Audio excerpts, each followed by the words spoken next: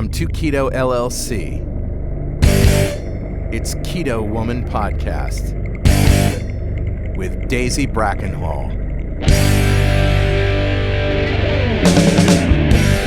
Hello, Keto lovelies.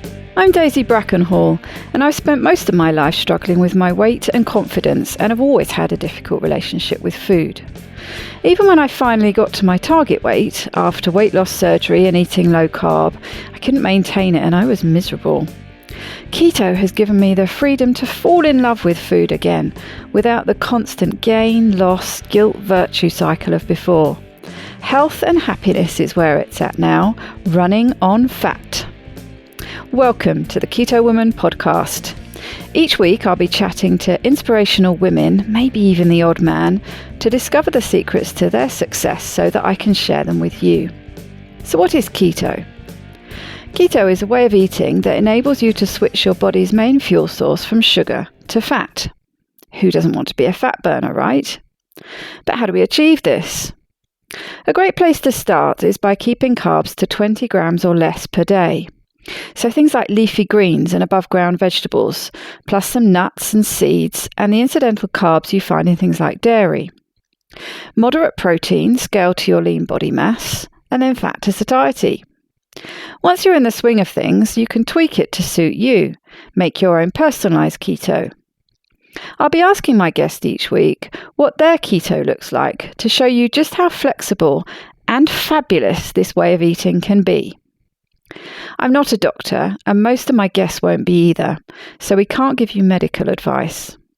It's always best to work with your own doctor because they know you and your medical history, and so have access to the bigger picture. This week's extraordinary woman is Georgia Ede. Georgia Ede, MD, is a Harvard-trained psychiatrist specializing in nutrition and college mental health, and was the first psychiatrist at Harvard University Health Services to offer nutritional consultation as an alternative to medication management. Dr. Ede speaks internationally on a wide range of nutrition topics, including Alzheimer's prevention, the nutritional differences between plant and animal foods, and dietary strategies to optimize brain health. She writes about food and the brain for psychologytoday.com and about all aspects of food and health on her own website, diagnosisdiet.com. I've been looking forward to recording with Georgia for a while now after watching her presentation at Low Carb Breckenridge. I find the subject of how nutrition impacts mental health fascinating and have seen what a difference eating ketogenically can make firsthand. I have by no means perfected the balance yet, and Georgia gave me plenty to think about and ideas for how to tweak my own diet to get even better results moving forward.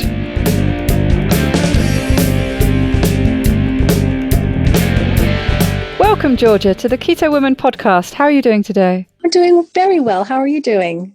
I'm good, thank you. Lovely and warm and sunny here.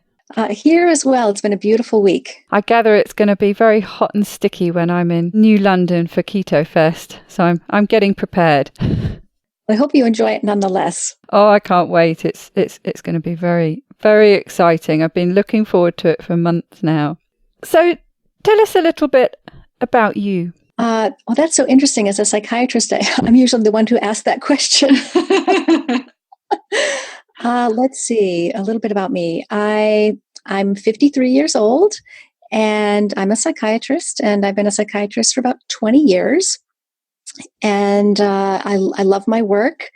I love the field of psychiatry, but as you know, and your listeners probably know, I eventually changed the model of my practice from very traditional combination of medications and psychotherapy, maybe close to 10 years ago now, and started incorporating nutrition consultation into my work. And that has, it's been really just wonderful to have something else to offer people.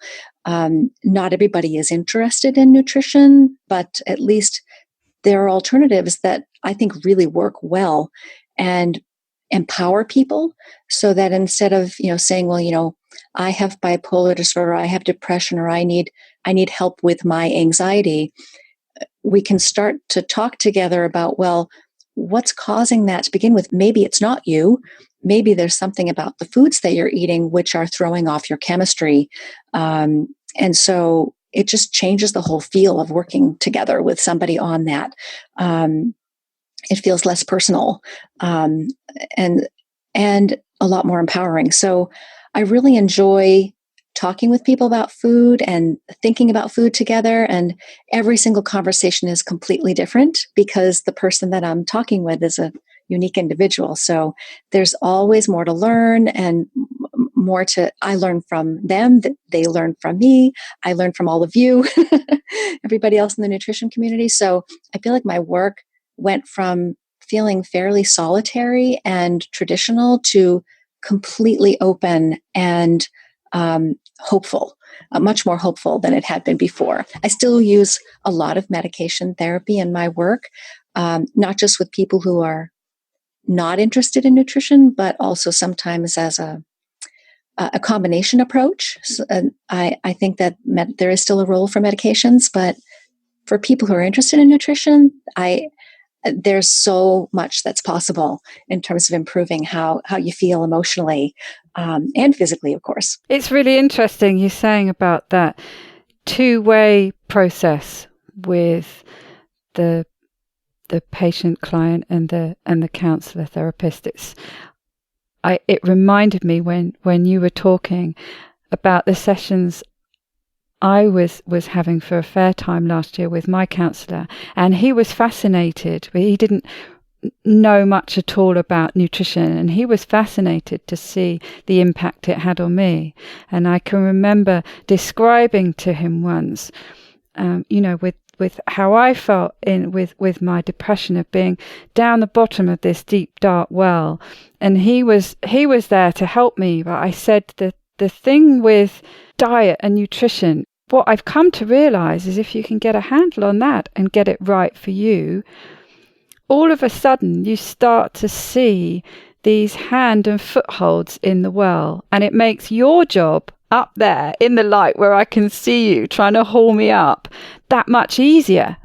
And I said it's it might be something that when it's appropriate, that is something that you can mention to your clients. If you feel like you have someone who's maybe similar to what you found dealing with me. I said, because it's made such a difference to me. I can see it impacting your work. And he was fascinated by it. And I think probably, did take it on board. So it's not just a one-way process, is it, therapy? Not at all, if you've got a good therapist. And it sounds like you do, or two comments about your experience. One is that I love the analogy you used about the well and the footholds. I think that's brilliant. And the other thing is that how lucky you were to have a therapist who's open-minded, because even though, of course, all good therapists would be open-minded and curious, it's not always the case. And so that's just a really lucky combination, the two of you. Yes, I must admit, I was put off therapy for a number of years by going to a counsellor once who I didn't get on that well with. And yes, when I found this, I did a lot of research, and I actually did it online. We worked via Skype because there was no one here in France that, although I speak French reasonably well, it was something that I felt I had to be doing in English. I couldn't manage it in French.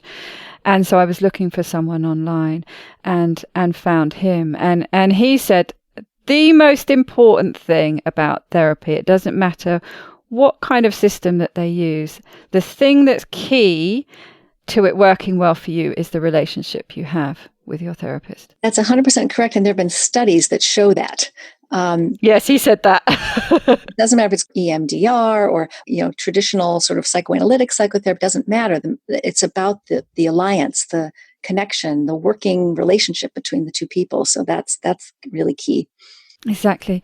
And so you mentioned there that you changed your approach when you found out, presumably, about low carb and keto and its impact on yourself. How did you come upon it? Why did those changes happen?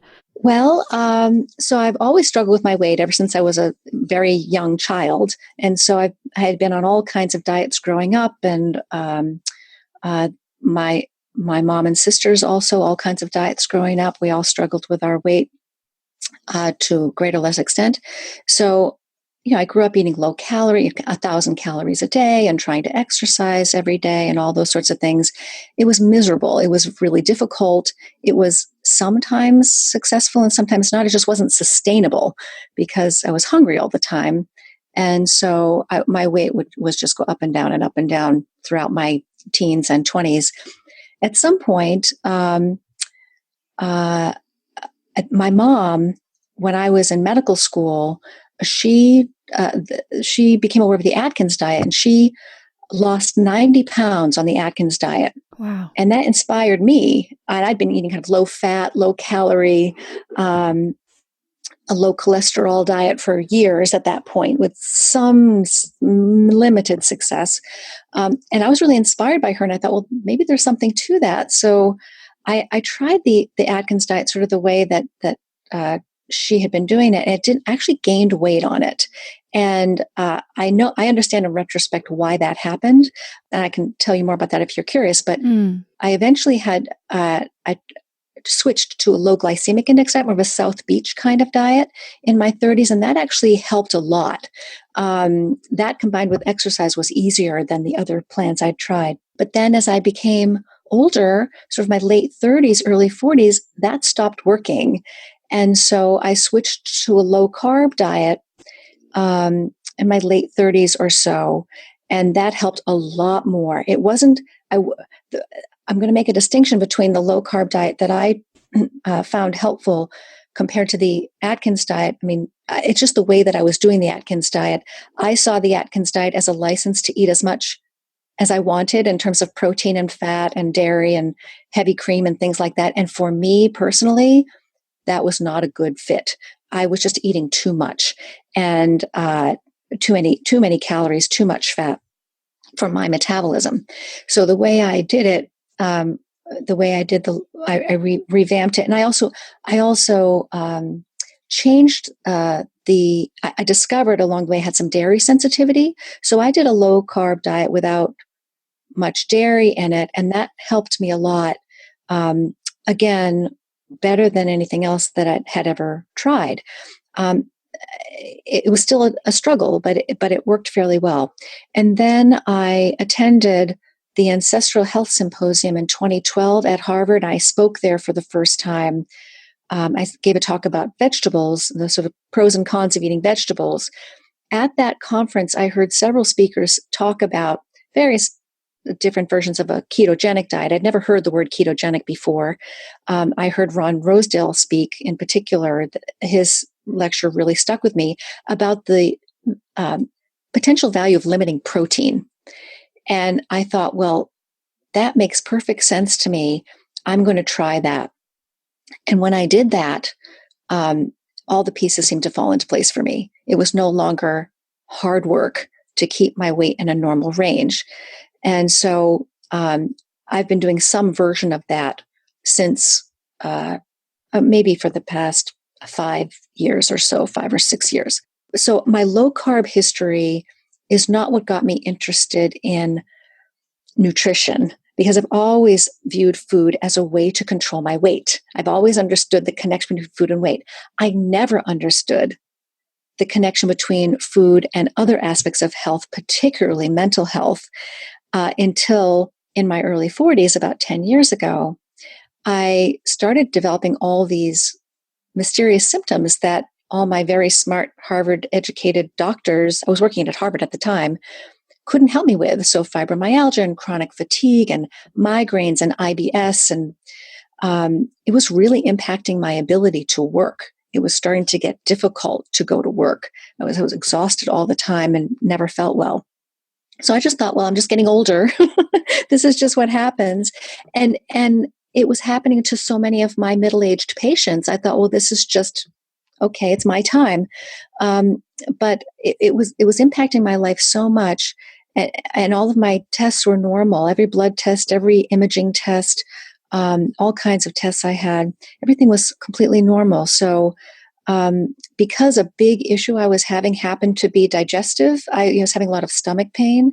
And of course, it was worse after eating. I thought, well, maybe if I experimented with my diet a little bit, because I was already eating low carb, maybe if I experiment with my diet a little bit, maybe there's something that's bothering me.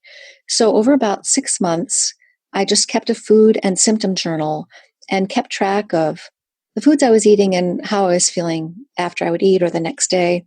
And just by trial and error, I changed my diet. It was already a low carb diet, but it was a high fiber diet. It had a lot of plants and soy milk and all kinds of other things in it, and Splenda and Diet Coke and big salads and all kinds of and tofu.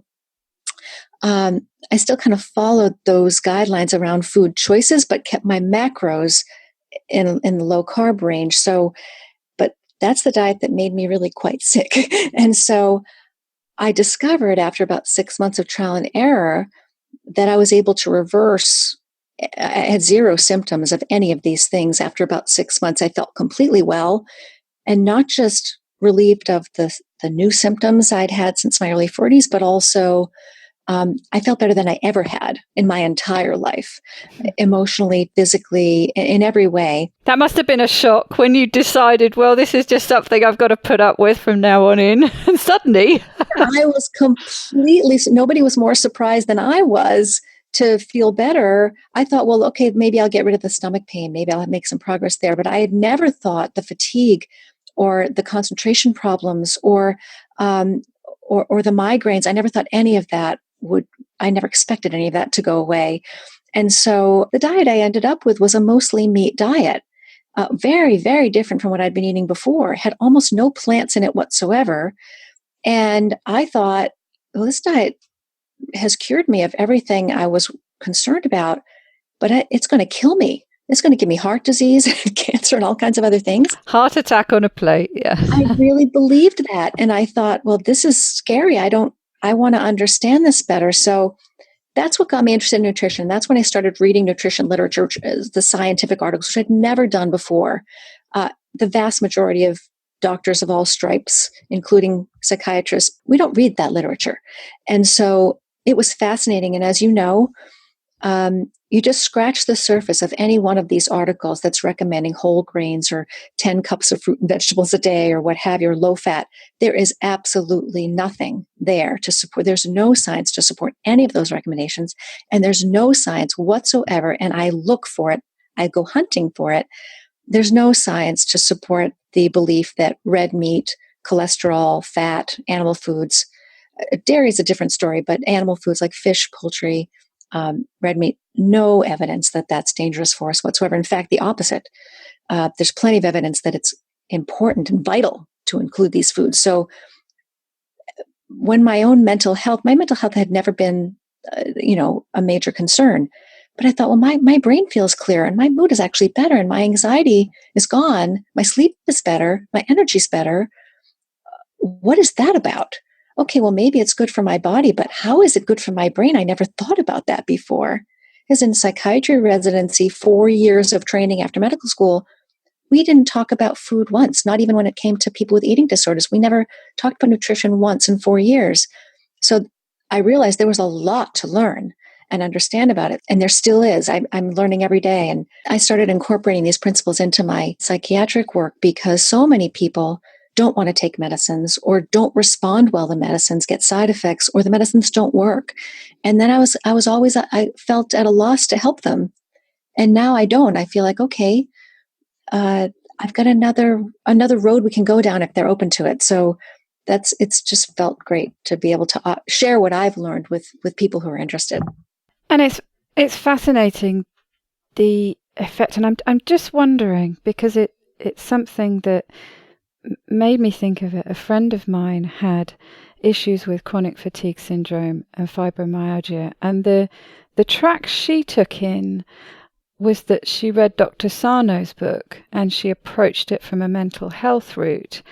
And what you've been talking about the physical aspect of what you eat and the impact that has on your brain, but it seems to be tied in and woven in with how you're feeling mental health wise. I just wondered what your opinions are about that approach, because a lot of people think it's pretty out there, but it had an incredible impact, completely changed her life. Of course. And, it's not that psychological approaches aren't helpful. They're very helpful. The brain responds to all kinds of environmental changes. It responds to good relationships. It responds to fresh air and sunshine and exercise. It responds to positive thinking. It responds to food, medication. It responds to all kinds of things. It's very responsive, and any change can be helpful. But I really believe, that the most powerful way to change your brain chemistry is through food, because that's where the chemicals in the brain come from in the first place. And so that's where I think you can have a fundamental, root cause impact on your mental health, is if you literally change what your brain is made of. And you can actually do that. You have complete control over what your brain is made of. And I think that's really empowering. Can you make those changes quite quickly? So, if you've had issues for a long time, that with hindsight, you can put a lot of that down to your diet, and you change your diet, how quickly can you put those things right? Well, two parts to that question. One is, how quickly can a person make the changes, which varies a lot depending on the person. But the other is, if you were to make the changes that we have come to understand, at least with our current understanding, might be the best changes to make. If you were to make those changes instantly, how quickly could you feel better? And most people, it's within a matter of days that they notice an improvement. It's not, the problem is, in the very first few days, you can actually feel worse. Mm-hmm. And that's true with a lot of dietary changes, especially if the change you're making is lowering your carbohydrate intake, removing something addictive like sugar or flour from your diet. You can feel pretty bad for a number of days, and for some people even a little bit longer than that. But the key is to hold on and get through that withdrawal period, that adjustment period, as your body and brain adjust. It's not fatal, it's not lethal. You'll feel miserable in many cases, but it's worth getting to the other side. It's just like drinking. People don't say, well, your first day of sobriety is not going to be the best day of your life. It's going to be really hard. But on the other side is waiting for you this amazing, different state of mind. A little patience and support will go a long way. So particularly with anxiety, people will tell me that it's really just a matter of days. Their anxiety level comes down once they get through the initial transition period. Depression can take longer. It depends on the type of depression and the types of food changes you're making. And some of the changes in the brain take a long, long time. For example, replacing the fatty acid content in the brain can take months. And so you can do a lot quickly with your, let me try to summarize it this way. The ways that food impacts your brain, there are different ways. So one way is these refined carbohydrates like sugar and flour and fruit juice and cereals and things like that. Those foods put your brain on a blood sugar and insulin roller coaster that's very destabilizing. And so I tell people refined carbohydrates are mood destabilizers. So rather than trying a mood stabilizing medication, why don't we take away the food that's destabilizing your mood and see how you do? So that stability comes within a matter of days. You can lower your blood sugar and insulin and smooth them out rather quickly if you know what you're doing. But there are other changes that take a lot more time. For example, if you've got an omega-3 fatty acid deficiency in the brain, like not enough DHA for your synapses to work properly, and for your neurotransmitter signaling system to work properly, that may take much longer. So there can be some immediate improvements, and there can be some longer term benefits. A lot of people will say if they stick with these changes that they feel better and better and better and better over time. Sometimes months and even a year or two, continuing to see more improvements. So there's a fast response and a slower response, I guess I would say.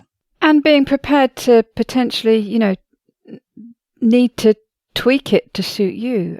You mentioned about how you followed the Atkins approach and you felt that you were eating too much. You felt it was a license to overeat protein and fat.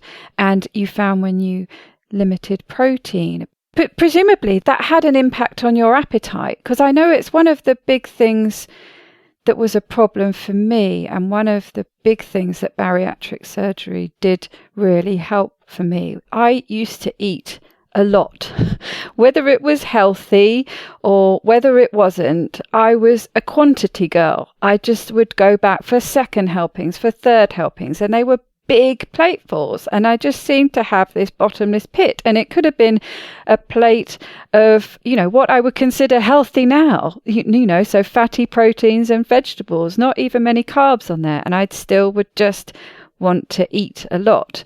And that is something that, although I can eat a lot more now than I could immediately post-op and the first year or so afterwards, what I find that is a really helpful, lasting influence from the bariatric surgery, and I had a sleeve, so just a restrictive type surgery, is that when I eat ketogenically, that restriction dials back in again.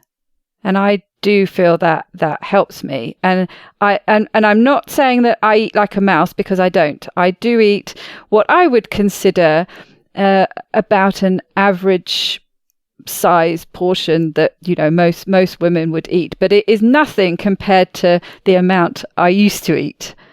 So I'm just wondering, because you mentioned that you like to eat a lot of food, how you found that playing around with those macro levels helped, because a lot of people who advocate high protein say that upping the protein is the way to satiate your appetite, and some people say it's with fat. And what kind of balance have you found that works well for you in that respect? Well, thanks for that question, because I'm still learning about this for myself. I ate a ketogenic diet, meaning that I was checking my ketones and I was limiting my protein to, say, between 70 and 85 grams a day, something like that.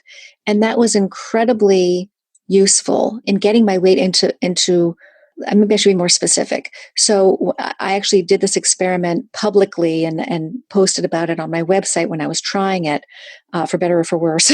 And so I went from, I would usually, my weight would get stuck around the sort of the mid 150s or low 150s. If I was physically fit, it would just be stuck there. And I was actually pretty happy with that. I just had to really fight to keep it there. If I didn't work really, really hard, it would tend to drift up into the 160s rather easily. So when and that's what's so frustrating, isn't it? It's one thing getting to your goal, but you've got to maintain that. So you have to find a way that's possible. That's exactly right. And so until I started limiting protein, it still felt like a battle, a really conscious effort had to be made.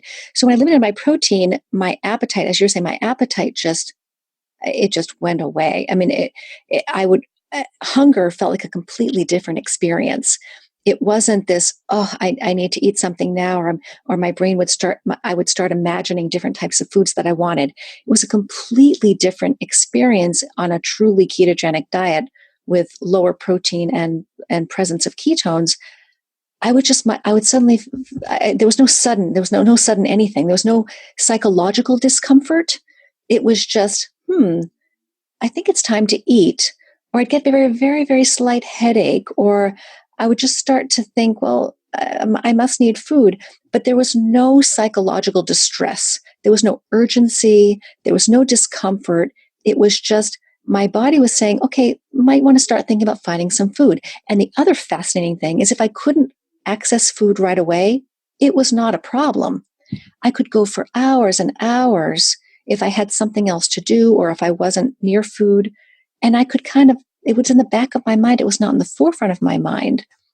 There was no ravenousness. There was it's just a completely different experience. So that was magical for me in terms of understanding what true hunger actually is versus cravings.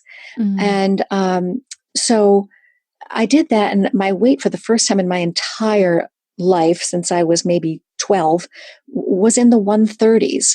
And I didn't understand how that was even possible. But I wasn't able to maintain that weight. I have gradually slipped back up into the 150s and so forth. I kind of stopped checking the ketones, and I kind of let the protein creep up again. And And so I started having to be strict again. So last year I started to be strict again, checking my ketones and limiting my protein, and it didn't work. I was still gaining weight. And this was last year. My understanding, the way that I have come to interpret this is I was also starting to have some perimenopausal symptoms, an occasional hot flash, or, all kinds of other little occasional migraines, which run in my family around that time of life. And so I thought, okay, there's a hormonal shift going on here. I'm 53. Unbelievably, I think I actually have to find yet another diet to try to address this, because my weight was back up in the 160s again, even as recently as low carb Breckenridge in February. And I was really struggling with this. So I was strictly, I had ketones. I was extremely low carb, 0 to 20 grams a day. I did not cheat for months in ketosis, gaining weight.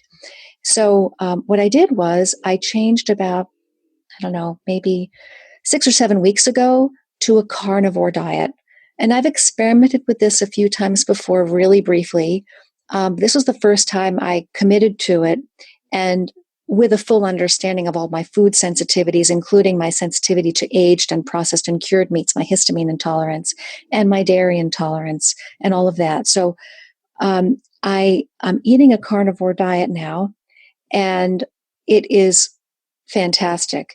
I would say, so I've lost 9 pounds in about 6 weeks without even trying. And I feel better. All the hot flashes are gone. All of that stuff is gone. The migraines are gone. I'm in ketosis some days and not in others. So interesting. I'm still learning about what this means, what this might mean for me. But there's something different about taking all of the plants out that almost trumps ketosis in a way that I can't explain. And presumably you're eating more protein, if that's, albeit fatty protein, presumably. But if that's all you're eating, you can't go overly restricting it, because what else are you going to eat? Exactly right. And I have not been counting protein grams. So if, now I may find that necessary to do along the way. Maybe this will only work until I get to my a certain plateau. But for so far, I haven't needed to limit my protein grams. But I will say that it's sort of almost self-limiting. Like I just don't want to overeat these foods. But it is interesting that I'm not in ketosis every day. Sometimes days my ketones are 2.0, and some days they're 0.1.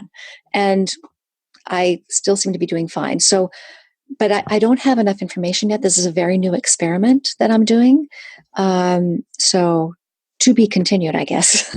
Isn't it fascinating, though, how you had one formula that worked very well for a time, and, it involved with ketones being in a certain range and certain kind of macro setup.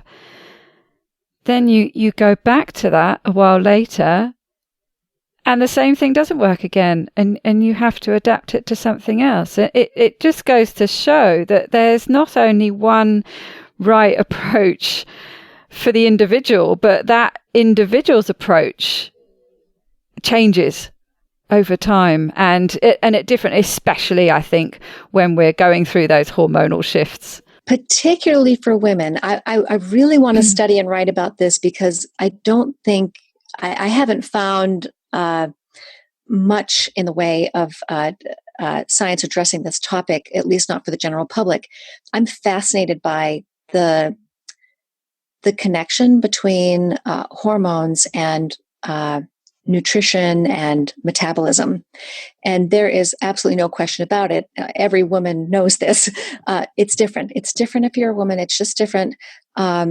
We are designed to make fat. We're designed to turn food into fat so that we can support a new life.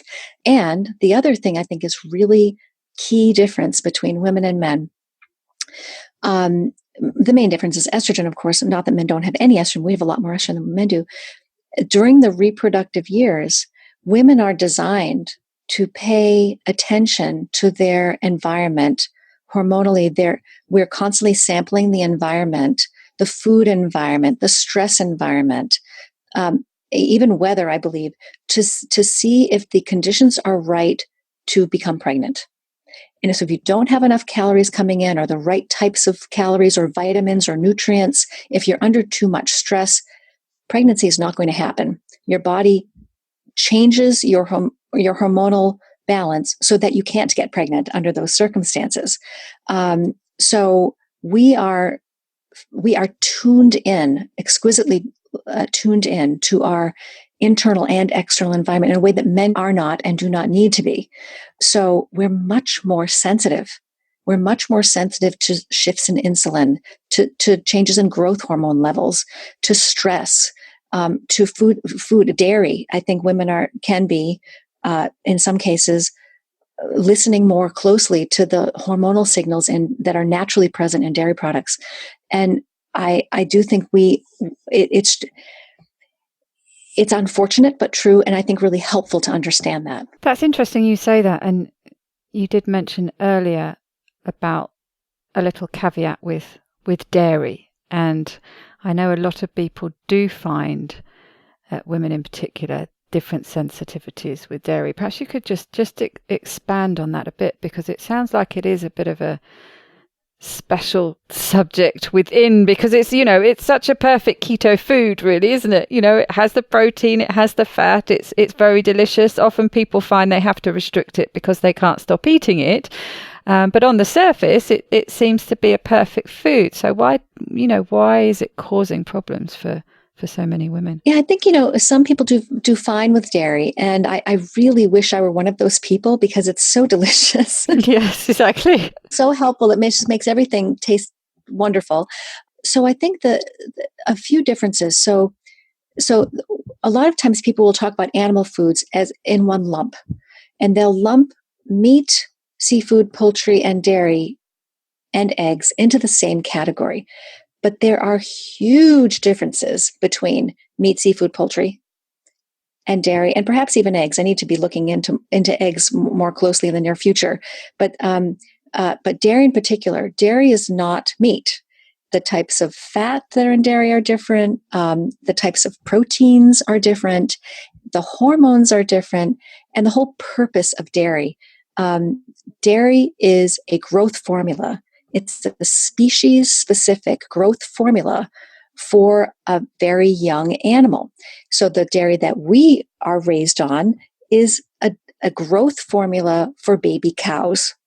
And this growth formula is incredibly effective at turning a tiny baby cow into a much bigger baby cow. That takes a lot of protein, it takes a lot of fat, and it also takes hormones and hormone signals. So that growth formula isn't just a source of calories, it's a source of signaling molecules that turns the growth system on in the baby cow. And it turns on the insulin and the growth factors in the baby cow. And of course, it can do the same thing for us. So for many of us, the last thing we might want is to be in growth mode every single day when we don't need to be growing. And there are some scientists who have hypothesized that dairy products may be partly responsible for some of the diseases of civilization that have to do with overgrowth, like cancer, or early onset of puberty in young people, so or overweight in babies. So it may not be true for everyone, but there's solid science. We know that whey protein, for example, if you isolate whey protein from dairy, that raises not blood sugar levels. It doesn't touch your blood sugar. Whey protein raises your insulin levels just as much as refined carbohydrates do. So that is, not something that the average person with insulin resistance wants or needs. So some people need to be incredibly careful with dairy. Have you seen, Richard Morris actually did an experiment with that. I don't know if you've seen the post on the forum. He compared eating actual egg whites with eating whey protein, and he measured what happened afterwards, because he was saying the same thing. This is what happens in theory, but I'm going to actually do the experiment and see what the differences are between the two. And yes, he not only had a larger response, but it lasted much, much, much longer with the whey protein than with the egg whites. Kudos to Richard. I'm going to look that up. I'm writing it down. That is fascinating. I can't wait to see what he did. I'll find you the link, but it was very interesting and very illuminating. Absolutely. And I would be interested too to see a comparison. I bet I would wonder if it might be even more pronounced if comparing whey protein to meat, because egg is also, it's like a growth formula for a baby chicken. So it may not have quite as profound effects as dairy. And I actually suspect it's a lot less problematic than dairy, but I wonder if it would be even more pronounced with an animal food that's not designed as a growth formula, like a piece of meat. So it's a fascinating way to look at it. And when, as soon as you were saying that, I mean, the logic of it is so obvious. These substances are designed to literally fatten the calf. Yes. And so why are we going to behave differently? And, and the same for baby humans, that's how we grow them too, isn't it? So it makes sense that, like you say, that's not necessarily going to be the impact it has on everybody, but it could be the reason why some people really struggle to lose weight, and when they get rid of dairy, it really helps. It really can. I know for me personally, I cannot eat dairy without becoming ravenously hungry the next day and obsessed with dairy products, and gaining weight. I cannot. If I eat dairy, even if I'm limiting my calories and in ketosis and all of that and not eating any carbs, I gain weight if I eat dairy, and there's just no way around it. So I think I'm particularly sensitive. I know a lot of people aren't as sensitive as I am. So I usually recommend it when people are struggling, either when they change to low carb and they still have food cravings, or they can't lose weight, or they've hit a plateau. I usually recommend that they at least experiment with that for a couple of weeks, a dairy-free couple of weeks, just to see if it makes a difference for them. And presumably that's going to be the same regardless of the dairy, unless you're talking about something completely different where you react to cow's milk and you're okay with goat's milk. But anything that is given to a baby animal to grow is going to be the same problem. Yes. And even with, looking at lactose intolerance, I mean, I found I get very mucousy if I have too much lactose. But if I keep to the very lowest, finding 0 as much as I can, I don't have that issue. But I hadn't thought about this other issue, that it's switching on all these different signals in my body, and it's definitely given me something to think about and experiment with. It's just an interesting way, to look at it. And once you start looking at it that way, it seems so obvious. It does make a lot of sense, but it's not necessarily easy to do these dairy experiments, because it's for people who are eating low carb, they've already given up so much. Giving up carbohydrates is difficult, and to contemplate having to give up one more thing is psychologically it's unfortunate, I guess, put it that way. Exactly. A lot of people who hit a weight plateau or are still struggling with certain food cravings, they, in most cases, have come so far. They have made such tremendous progress just by eliminating the carbohydrates that, you have to choose your battles. And we don't have to be perfect about these things. If you've plateaued at a weight that's 50 pounds below the weight you were before, that's a miracle. And that should be celebrated. And maybe that's where you want to stay, but for other people, they get frustrated and they want to be able to do more and be in a different place. And it just gives them another tool in the toolbox to see if they can achieve their goals. Exactly. And to be honest, if that's all it came down to with me, if you said, you could be 10 pounds lighter if you never ate cheese again, or you can keep cheese in your life, I'd probably keep cheese in my life. And no judgment. We all make our own choices, and we all get to eat what we want, and we all get to be how we want to be. I'm a huge believer in everybody. It's sort of eat and let eat, food is personal. Nobody else should be telling anybody else what to eat. Unless someone's come and asked me for advice, I don't tell people what to eat. I just give information and they can do whatever they want with it. That's what's key, isn't it, though, is having the information at your fingertips so that you can make educated decisions about what you want to eat and what you don't want to eat. Nobody likes to have to do something just because somebody's told them to do it. But if you explain all the consequences or potential consequences of eating this way, the potential benefits of stopping eating that, and then the decision is theirs. That's right. And when I'm working with patients, clients, people, when I'm working with people, I really adopt a stance of curiosity, say, let's get curious about this together and see what we might discover, because everyone's so different. And when they make these different changes, I don't know what's going to happen. It's a brand new experiment every time. And I'm just as interested and curious as they are to see what happens. So rather than saying, here's what you should be doing. In fact, I don't even ask people what they eat, believe it or not. I used to. Early on, when I used to do nutrition consults, I made a lot of rookie mistakes. And one rookie mistake I made was assuming everybody wanted to know about nutrition. That's a rookie mistake. Another rookie mistake is asking people what they eat, because it actually doesn't matter. You're going to give the same information regardless. And if you ask people what they eat, they're put on the spot. They may not feel comfortable telling you, and they're going to instantly feel judged.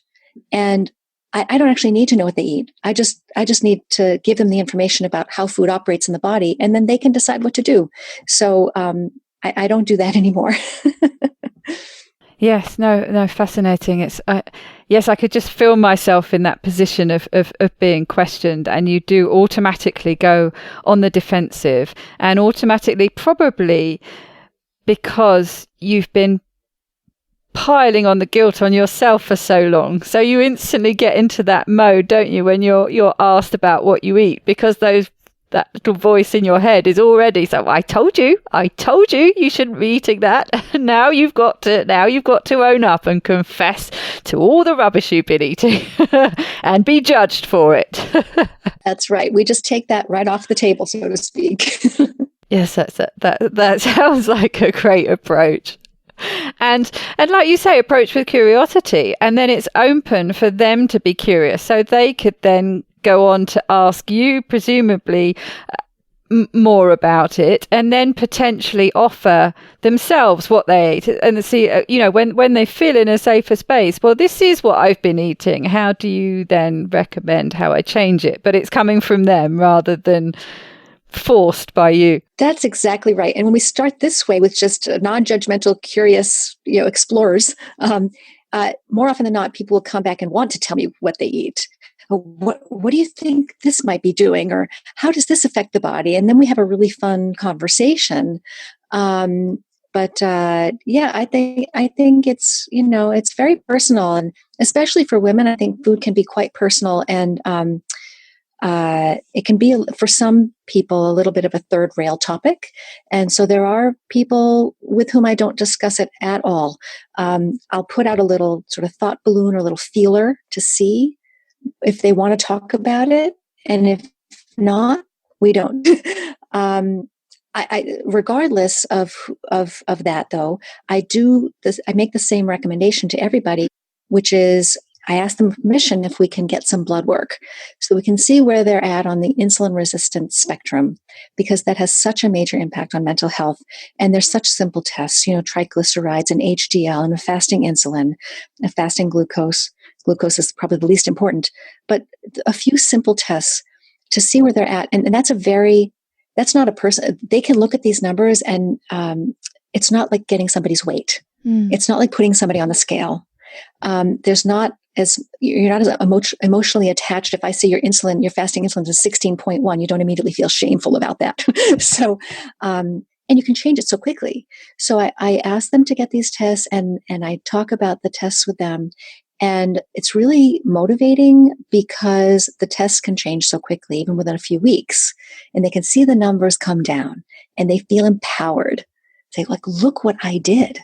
Look at the impact I've had on my life already, and my risk for Alzheimer's disease, and my risk for all kinds of health problems, diabetes and obesity and cancer and all kinds of things. So that can be really powerful, even without talking about diet at that point.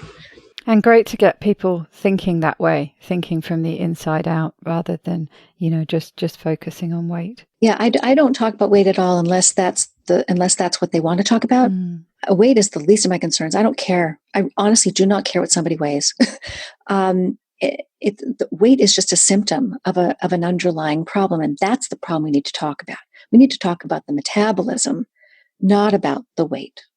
And I feel that talking about weight is it's the wrong thing to do, unless that's what the person wants to talk to you about. Exactly, because like you say, all that's showing, if someone is showing on the surface that there's an issue with their weight because they're obese, so literally it's on the surface so you can see it, but all that's informing you of is that there's something going on. Like you say, there's an underlying problem somewhere that needs sorting out.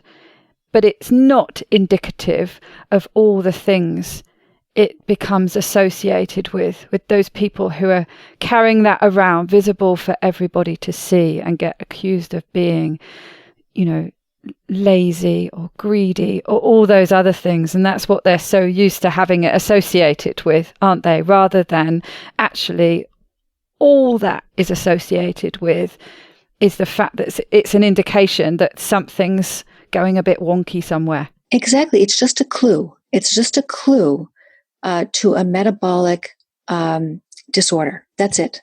And it is hormonal. And, people used to laugh at women for saying that who were overweight. They'd say, well, I have a hormonal. It's hormonal. Mm-hmm. And people used to laugh at them and say, oh, come on, it's not hormonal. It's that you're eating too much, or you're lazy, you're not exercising, or whatever. You're eating the wrong foods.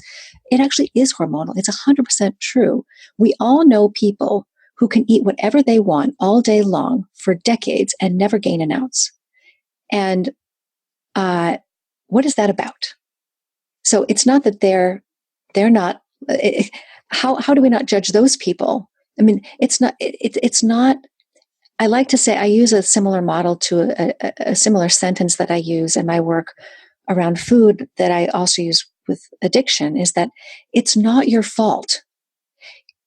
You can do something about it if you want to. If you want to, there are things you can do about it. If you're trying to lose weight, if that's why you're coming in, if you're trying to lose weight, you can, if you have the right information, you can lose weight. But it's not your fault that you are overweight. It's just that you don't have the right information about how to change your internal chemistry. And the other thing is, and I think this is really sad but true, and I know it's true for myself, I think it's really helpful for people to understand that once you have been significantly overweight, you are forever different than everybody else. You will always have to work at it. That's just the sad truth, that your metabolism is broken in a certain way, will never go back to being normal. So you now have a lifelong condition. Even if your weight, you've managed to get it back into the normal range, that does not mean that you're hormonally normal. You will still always be having to, if you choose to, take responsibility and manage this condition. And it's just not fair. And I tell people, it is not fair. It's not your fault. It's not fair, but there's something you can do about it if you want to. You can make progress. And it's also terrifying to, I always feel that if ever, because I lost the weight and I had some regain, lost it again, and I do fluctuate a bit, and every time I go off the rails a bit and gain weight, the big thing that's pressing down is that I'm terrified of becoming twice my size again. I'm literally half the size I was, and I remember very vividly. Congratulations, by the way. Thank you. But, I remember what it was like to be that size, and I didn't get to where I am now, but after the first surgery I had, I lost a considerable amount of weight. And then when that all went wrong, I put it all back on in an incredibly short period of time. In months, I literally ballooned. And yes, the overwhelming feelings of being back in that place again. So every time I think someone who's been considerably overweight, who's lost the weight, whenever they gain some weight, even if it's just half a stone or something, they're terrified that this is the slippery slope, and I'm just going to lose all control, and I'm going to end up where I was before. And it's terrifying, because you remember what it was like having to squeeze yourself into an aeroplane seat and, well, get the extender. I never did, actually. I always managed to somehow cover up the fact that the belt wouldn't meet in the middle, because I was so ashamed, and I couldn't ask for the extender. So, happily potentially put my life at some risk purely because I didn't want to show the fact that I couldn't do the seatbelt up. So, you're terrified of getting, of ending up back in that place. No, it's awful. And there's so much shame associated with it.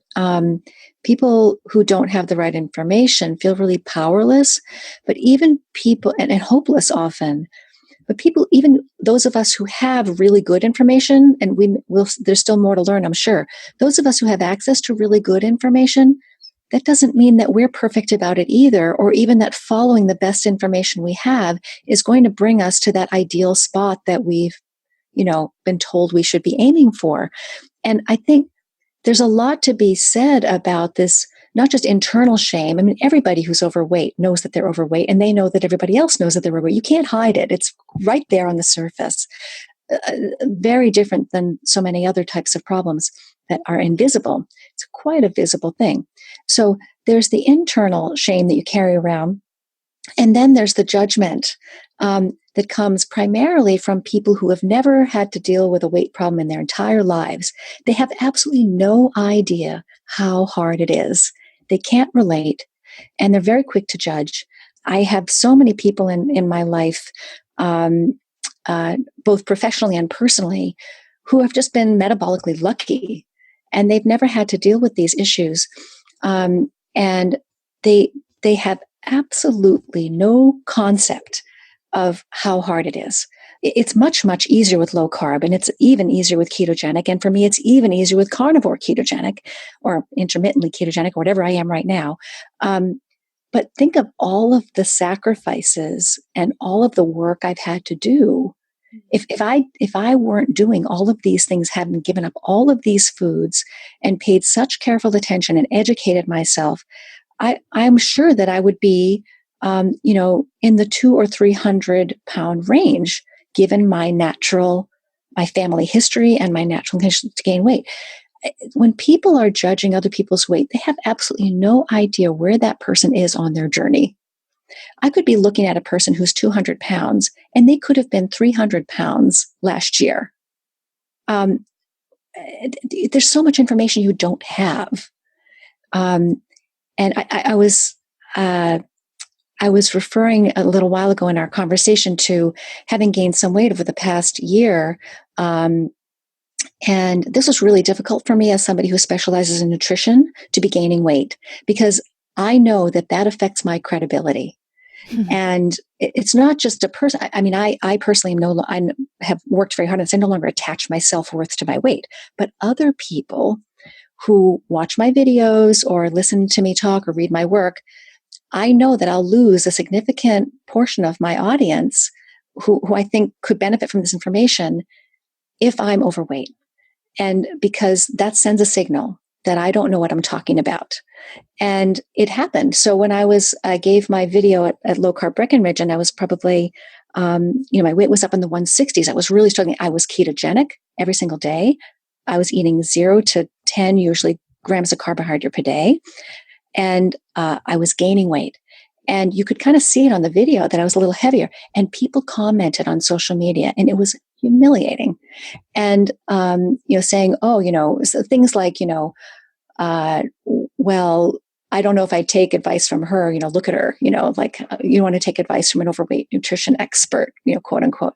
But I'm actually really glad that people, said those things, because it called my attention to, I think it's a really, really important issue. And I had to kind of psychologically work through that. Like, how did that make me feel?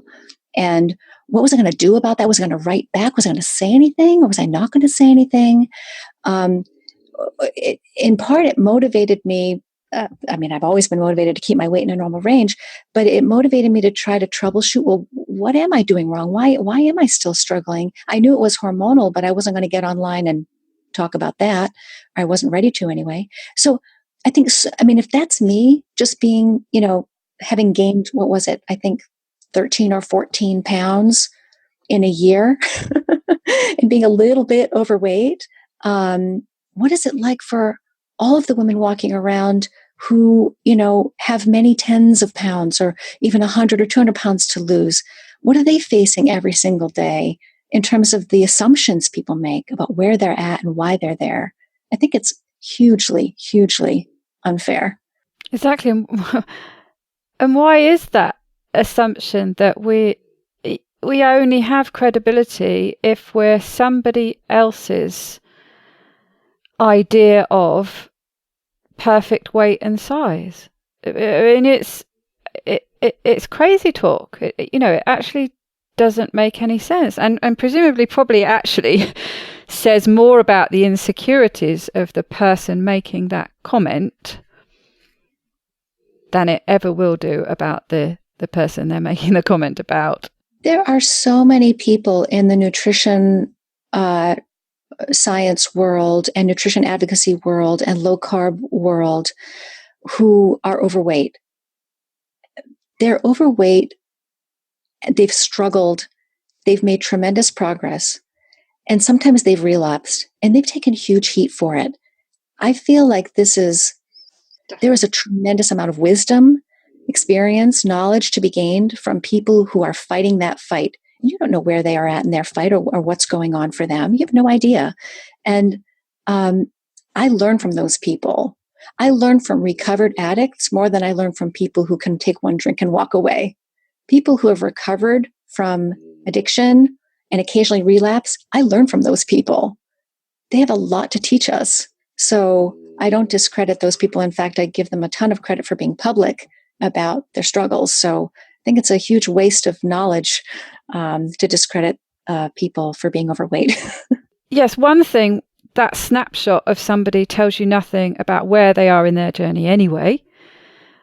You don't know you don't know how far along they are, whether they, and that's the only problem with being so visible. If you have got closer to your end goal and then had some kind of relapse, obviously people are just going to jump straight on that and love to judge, it seems. But I'd like to know, what is the perfect weight and size that equals credibility? Because I've seen the obvious cases where people are either just simply described as overweight and you don't know where they are on their journey, or you've seen them lose the weight and regain some.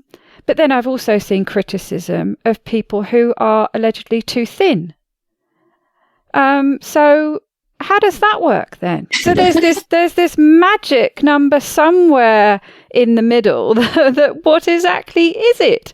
I just can't fathom it, because if somebody is metabolically healthy and happy and everything is going right in their lives, they can function very well and practically and do all the things they want to do and have the relationships they want to, and everything is right, but for some reason you've decided that they're too thin or too fat, so they have no credibility. The logic, I'm a very logical person, and that has no logic whatsoever.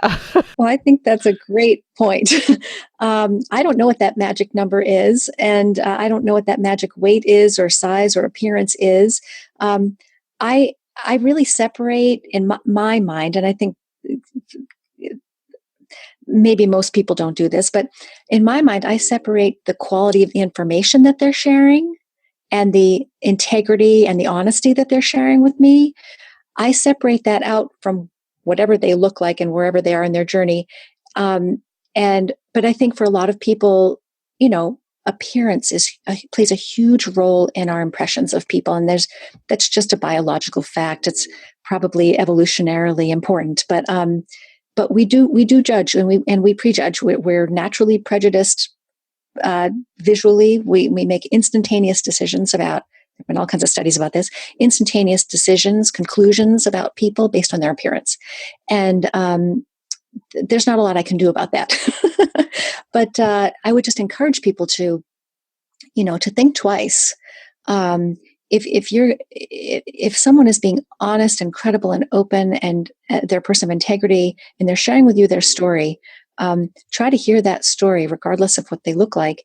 And the other thing, and I guess this is something else that I think is important to say, I think it's perfectly fine if somebody has all this great information and chooses not to apply it.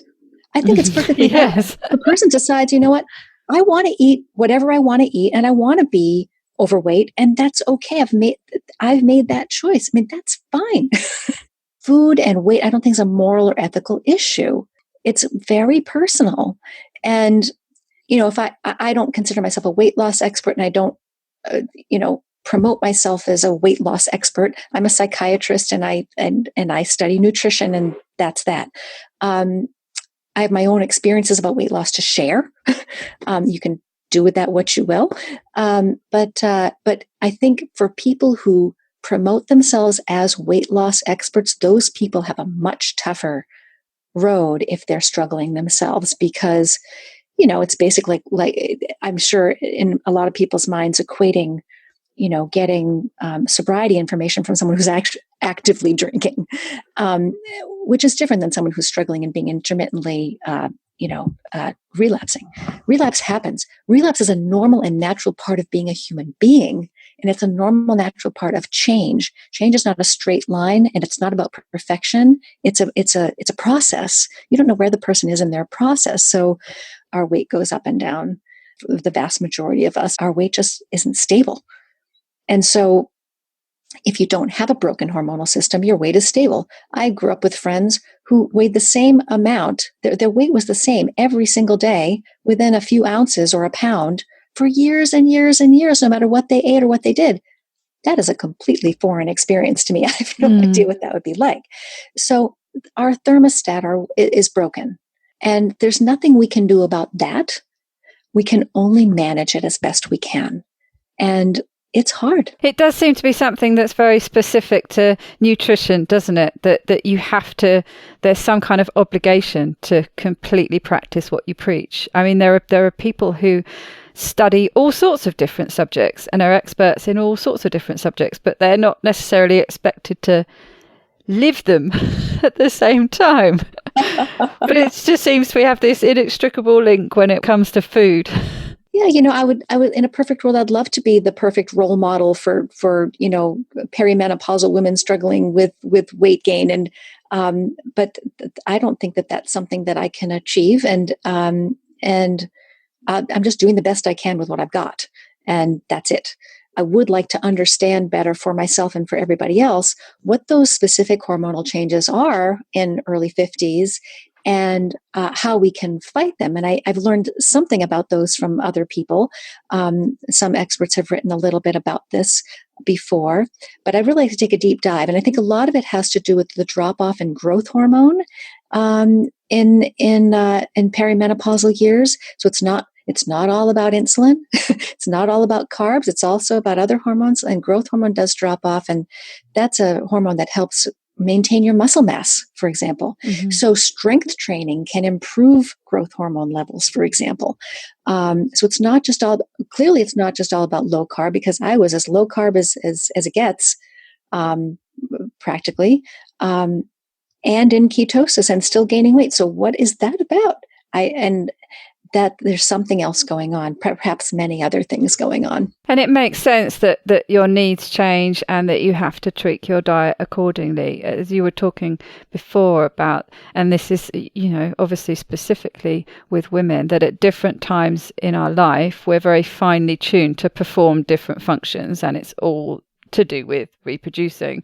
So once that reproductive phase comes to an end, it's obvious really that our bodies are going to have different needs. So the output capacity changes. So it makes sense that the input changes, and hence why so many people have to make changes to things that have worked really well for them before. Suddenly, when they approach menopause, everything changes. That's right. And they just think it's them who's done something wrong.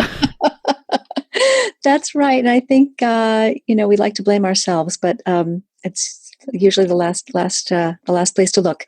But I think that when it comes to mental health, I actually gave a talk at Smith College to undergraduate women about hormones and mental health. And I learned a lot in preparing for that presentation a couple of years ago, trying to understand why it is that women have twice the rate of anxiety and depression during their reproductive years compared to men. And I looked and looked and looked and looked in the literature to try to find the answer. And do you know that people don't actually know why it is that suddenly when you go through puberty and during all those years until menopause, that you have twice the likelihood of being depressed or anxious than men do? And the more I dug, the more I came to wonder how much this has to do with our being paradoxically, more sensitive to insulin during those years. And because men are actually surprisingly more likely to be insulin resistant than women are during reproductive years. That kind of surprised me because I know that women often struggle more with weight and so forth. I just kind of assumed that women were more insulin resistant. It's actually not the case. Women are less insulin resistant. More insulin sensitive. Years. And to a certain extent, that protects them from higher rates of other diseases like heart disease and so forth until menopause. And then women, Alzheimer's disease and other types of diseases start to skyrocket. So women are actually at higher risk for Alzheimer's disease after menopause. So it's all very fascinating, and I haven't put all the pieces together yet. But I do think that because insulin and estrogen are both talking to the brain all the time, your insulin and estrogen levels, which are fluctuating with diet and with natural hormonal cycles, are putting your brain on a roller coaster if you're eating the wrong way. If you eat the right way, so-called right way, everything will sort of naturally adjust itself. I don't think we're designed to have mood swings before every cycle. That doesn't make sense. I don't think we're designed to have postpartum depression. That's the last thing in the world evolution would want, is for us to stop caring about taking care of a baby or actually even want to cause harm to the baby. Makes no sense. These are, I believe very strongly, external influences from primarily environment and primarily diet. There may be other environmental influences as well, chemicals in the environment and drugs and antibiotics and pesticides and so forth. But I think food plays a major role. So there's so much we still need to understand about women and why women are different when it comes to weight, when it comes to mental health. There's so much that's unexplored that we need to start understanding better. We almost always have, studied male metabolism, and that's not the same. Yes, it's fascinating, and it just harks back to something you were saying before about how we're built to make and store fat. And it made me think, as you were saying, about insulin resistance. And I know that I was consistently insulin sensitive. My blood work always used to come back, far from insulin resistance. I think I might have started to head that way, but all my blood markers were good. Yet, I was, I don't know what it is in pounds, 300 pounds or something. And I've read about this, this fact that actually gaining weight like that is actually protecting you against things like type 2 diabetes, and that makes sense from what you're saying, because I know that my body is absolutely perfectly tuned to turn carbs into fat. my insulin sensitivity. When people say, I only need to look at a cake and I put on weight, well, that's kind of what they're saying, isn't it? That if your intake are those kind of foods, your body's perfectly tuned to turn it into, what it needs to feed babies and be in a healthy place to reproduce. And it all makes sense from a evolutionary point of view. That's exactly right. But that changes when your body changes. Well, I was thinking about it some more when I learned that. And, men when they gain weight, they tend to gain it in their belly. And they, people say they have a beer belly, even if they don't drink beer. Like, men gain weight in their belly. Women, most women, not all, gain weight often first in their hips. And that was not true for me. I'm insulin resistant and I'm shaped like an apple. Thank you, Mom. Very much apple shaped. And but most of my friends who were gaining weight gradually over the years were gaining it in their hips. And so they still had a waist, so to speak, which I've never really had. So I think there's that is protective in a certain way, protects your other organs from the impact, and also stores that fat in a way that can be used in the future, should you, want to create another human life. So, I think understanding how we're different can be really helpful, especially in stopping blaming ourselves for these, tendencies. Gosh, well, all of that's fascinating, and you have so much valuable information to share, but we're going to have to wrap it up because we've gone over time. I could talk to you for hours. Likewise. But perhaps you could wrap us up with a top tip for our listeners. It's so hard to just pick one. But I would say my top tip is that this is not about perfection, that it's about staying curious and discovering things about how food affects your body. Stay open, not just to the carbohydrate intake, but the types of foods you're eating, and not trying to be perfect about it. So if you're eating low carb and you occasionally, have something carby and sweet, just move on, enjoy it and move on. And if you're striving for a particular goal and you've plateaued, maybe it's okay to be at that plateau for a while and give yourself a break. Just don't beat yourself up about it. Just know that whatever progress you're making, even if the scale isn't changing or your mental health isn't improving or your physical symptoms aren't improving, that you're still learning, and that you just give yourself time to do that. It takes time to let the lessons sink in, and just, try not to be too hard on yourselves, and just do the best you can and choose your battles, and don't let other people decide for you what you're worth based on, your appearance or where you're at in your process. Fabulous. And yes, I do think staying curious is key, because I think if you maintain that perspective, anything that happens that you think is you doing something wrong, in saying that in speech marks, if you're curious about it and actually unpack it a bit and work out what led to that, why you think it happened, you then can learn something from it moving forward, can't you? So actually, it was a good experience to have because you've learned from it. That's right. I mean, if the alternative is that you beat yourself up and you feel bad about yourself, and then you punish yourself by either restricting too much or by just giving up and just indulging in everything and just losing hope. And I'd rather view it as a learning experience and say, what did I learn from that? And what do I want to take away from that? And or just or it's also okay not to learn anything from it if you don't want to. Yes. It's up to you. Well, I've certainly learned a lot today. Thank you very much for spending this time with me, Georgia. It's been fantastic. Thanks a lot, Daisy, for inviting me. It was great.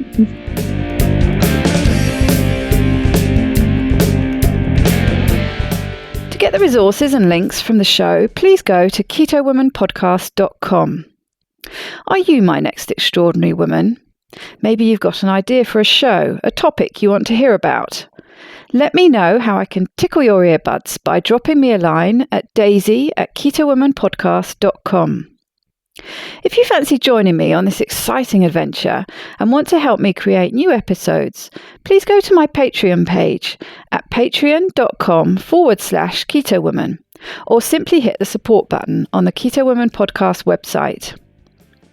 It's thanks to the two keto dudes that I'm hosting this podcast, so please consider heading to their Patreon page at patreon.2keto.com and help them bring you more podcasts like this one.